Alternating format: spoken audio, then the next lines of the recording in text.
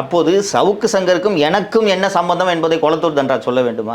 சரிப்பா, சவுக்கு சங்கருக்கும் உனக்கும் சம்பந்தம் இருந்தாலும் சேகர் பாபுக்கு எதுக்குப்பா ஃபோன் பண்ண, அமைச்சருக்கு எதுக்கு ஃபோன் பண்ண என்று கேட்பார்கள். அதை விசாரிக்க வேண்டுமா? சரி, நீ அமைச்சர்கிட்ட பேசினதுக்கு பிறகு எதுக்கு காணாமல் போன?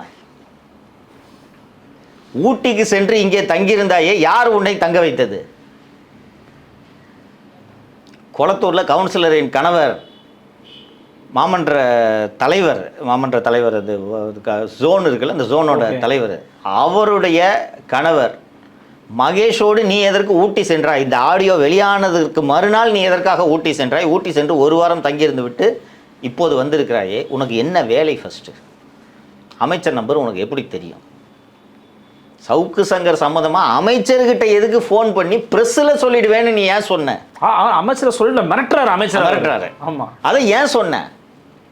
இப்போ நீங்கள் ஃபோன் பண்ணி, நீங்கள் சம்மந்தமே இல்லாமல் ஃபோன் பண்ணி சேகர்பாபு ஃபோன் பண்ணி, சார் சவுக்கு சங்கர் மேட்டரை நான் சொல்லிடுவேன்னு சொன்னால், அமைச்சருக்கு சம்மந்தம் இல்லாமல் சொன்னால், யோ சவுக்கு சங்கர் மேட்டருக்கு எனக்கு என்ன சம்மந்தம் தானே அவர் பதில் சொல்லணும். கண்டிப்பாக கேட்டுருப்பாரு. நீ ஃபோனை வைக்கிறியா இல்லையா? நீ இப்போ யார்கிட்ட இந்த ஃபோன் வருது பார்க்குறியா? இயல்பாக இருந்துச்சுன்னா, இப்போ ஒரு கொலை நடந்திருக்கு, இங்கே பாருங்க அருள்மொழி, அந்த கொலை மேட்டரை நான் வெளியில் சொல்லிட்டு வேணா போய் சொல்லு போனீங்க நீங்கள் இல்லையா? ஏதோ சம்மந்தம், எனக்கு அதுக்கு என்ன சம்மந்தம்ன்ட்டு நீங்கள் அமைதியை கேட்டுட்டு இருந்தீங்கன்னா சம்மந்தம் இருக்குன்னு தானே அர்த்தம். ஃபோனை வைக்கிறியா இல்லையா? நீ இப்போ யார்கிட்ட உனக்கு ஃபோன் வருது பார்க்குறியா? இன்னொன்று யார்கிட்ட அதுக்கப்புறம் ஃபோன் வந்துச்சுன்றதை பார்க்கணும். இல்லை, அது பொதுமக்களுக்கு தெரியாது. புளியந்தோப்பு டிசி ஃபோன் பண்ணியிருப்பார் கொளத்தூர் தண்டராஜுக்கு.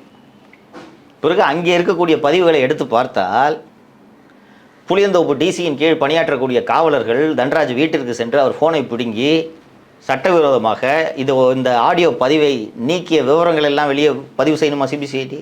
இதற்காகத்தான் இந்த விசாரணையில் எந்த முன்னேற்றமும் ஏற்படாமல் அப்படியே இந்த விசாரணை நிறுத்தி வைக்கப்பட்டிருக்கு.